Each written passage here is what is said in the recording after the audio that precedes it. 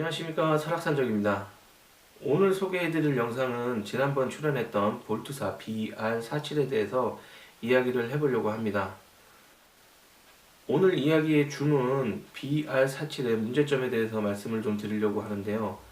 일단 먼저 알아두셔야 할 부분은 제가 이 제품을 구입한 건 2014년 2월 정도쯤에 구입을 했습니다. 아마 BR47 초기 생산 물량인 것 같은데요. 지금 판매되는 제품과는 다를 수 있습니다.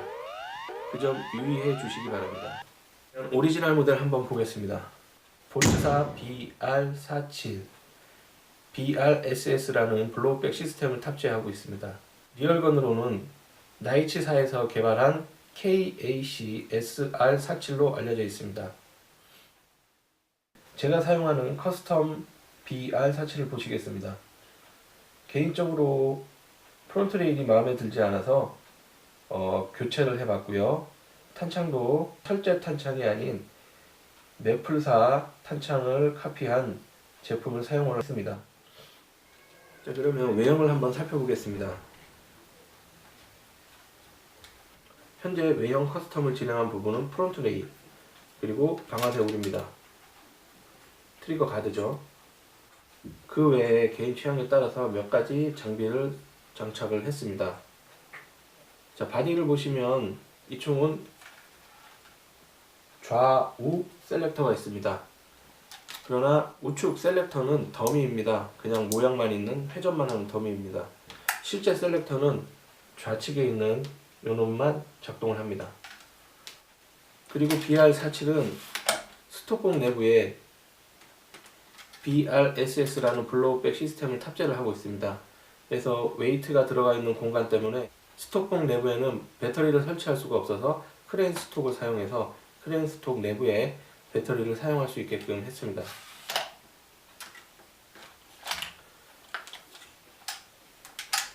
어차피 외형은 M계열과 디자인이 비슷해서 뭐 크게 설명드릴 부분은 없습니다.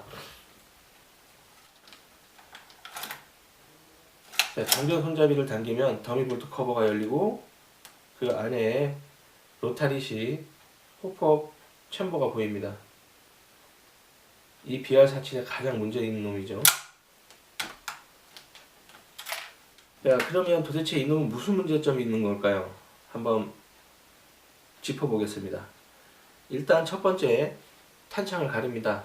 자사 탄창 외에 타회사 탄창들은 급탄 불량이 일어날 확률이 높습니다. 또 하나 제일 중요한 부분은 호프업 챔버입니다. 첫 발매 이후 외국 유저 사이에서는 볼트사 BR47의 호프업 챔버가 이슈가 잠시 된 적이 있습니다. 일단 영상을 한번 보시겠습니다.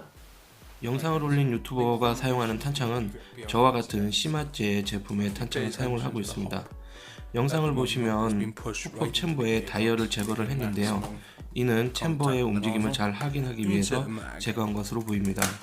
현재 탄창이 결합되는 순간 챔버가 앞으로 밀려가는 현상을 보실 수 있습니다. 이럴 경우 노즐과 호프업 고무가 벌어짐으로써 그 사이로 에어로스가 발생을 합니다. 다른 각도에서 한 번 더 확인을 해보겠습니다. 자, 지금 얼핏 지나간 탄창이 바로 저와 같은 탄창입니다. 호프업 챔버가 밀려나는 증상이 확연하게 보입니다. 지금 영상은 탄창을 결합 후 탄속을 측정하는 영상입니다. 현재 보고 계신 탄속은 해외 유저가 테스트한 영상입니다. 국내 영상이 아니니까 오해 없으시길 바랍니다. 지금 테스트는 탄창을 결합하지 않은 상태에서 챔버 내 손으로 급탄을 해서 측정을 한 것입니다. 챔버가 밀리지 않은 상태이다 보니 에어로스 없이 정확한 탄속이 올라오는 것을 볼 수 있습니다. 영상에서 보셨듯이 탄창 결합 시의 챔버 밀림 현상이 아마 급탄 버그와도 연관이 있는 것 같습니다. 자, 이것을 해결하는 게 문제인데 저도 오랜 시행착오 끝에 여기 몇 번의 테스트를 해보고 테스트를 해봐서 일단 챔버 밀림 버그는 어느 정도 잡았습니다. 그러면 분해를 하면서 체크를 해보겠습니다. 자, 작업실로 가시죠. 그럼 확인을 위해서 일단 분해를 시작을 해 보겠습니다.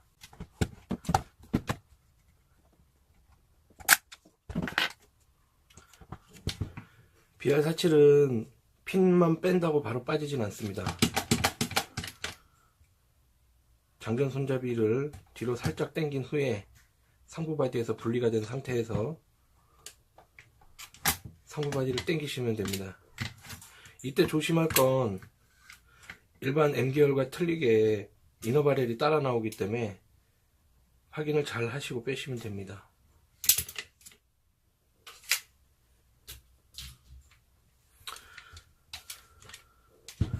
일단 부수적인 장비들은 다 분리를 해 놓겠습니다.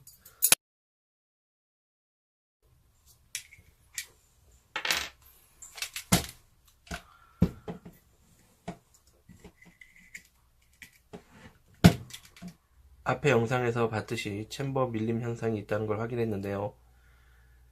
챔버에는 큰 문제가 없었습니다. 가장 문제가 되는 부분은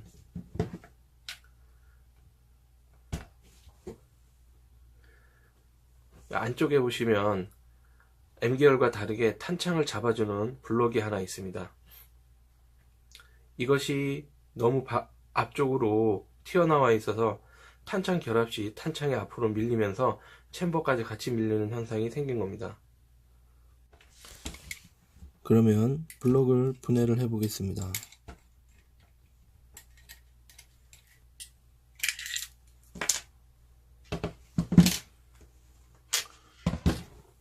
볼트 캐치 부분도 함께 분해를 하겠습니다.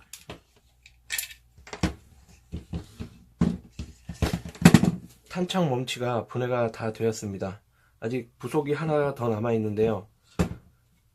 이 레버를 아직 제거를 안 했습니다. 요거는 M계열에는 있지 않는 부품인데 바로 AK 탄창의 특성 때문에 설치가 된 부품인데요. 기본적으로 탄창을 잡아주는 것은 이 레버가 탄창의 뒷돌기를 잡아줌으로써 일단 탄창이 고정이 됩니다. 탄창 멈치는 이 레버와 연동을 해서 레버를 풀어주는 역할을 합니다.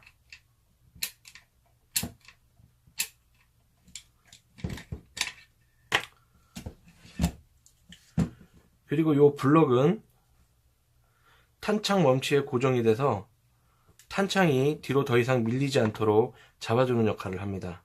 결론적으로 탄창 결속 시 호프업 챔버의 밀림 증상은 이 탄창을 잡아주는 블럭이 너무 앞으로 전진해 있기 때문에 탄창이 결속하면서 탄창이 앞으로 밀리고 탄창을 물고 있는 챔버가 따라서 앞으로 전진을 하게 되는 겁니다.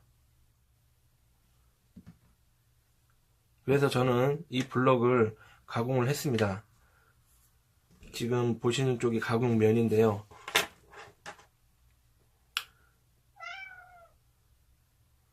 편하게 이 앞쪽 면을 가공을 하셔도 됩니다. 저는 시행착오가 있어서 이 안쪽을 가공을 하게 되었습니다. 실제로 볼트가 결속됐을 때 앞쪽에 공간이 많기 때문에 이 안쪽을 가공을 조금씩 해가면서 탄창 결합을 계속 반복하다 보면 위치를 어느 정도 잡으실 수 있을 겁니다.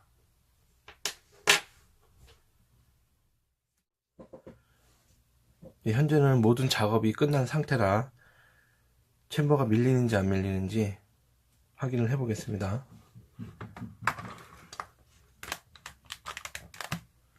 자, 지금 보셨듯이 챔버가 밀리지는 않습니다. 그냥 탄창이 삽입돼서 챔버가 움직이는 정도. 이렇게 작업이 완료가 되었습니다.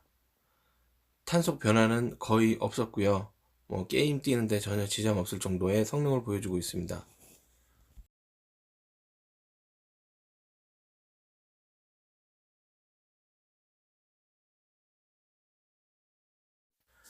BR47은 M계열 탄창이 아닌 AK계열의 탄창을 사용함으로써 급탄구의 위치가 변경됨에 따라 급탄 로드가 길어짐으로써 급탄 로드 안에 7발의 잔탄이 남습니다.